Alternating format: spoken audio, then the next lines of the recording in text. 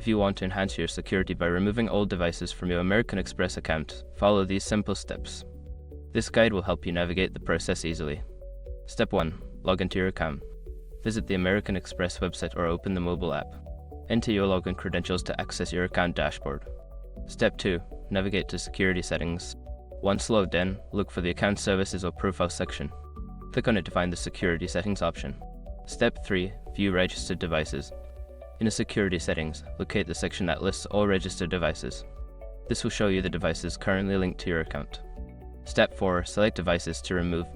Review the list of devices and identify the ones you want to remove. Click on the option to manage or remove devices. Step 5. Confirm removal. Before starting recovery, use the SROC.com link in the description to open the account recovery checklist generator and make sure your verification details are ready. By following these steps, you can easily remove old devices from your American Express security settings and keep your account secure. Always remember to regularly check your security settings to ensure your information is protected.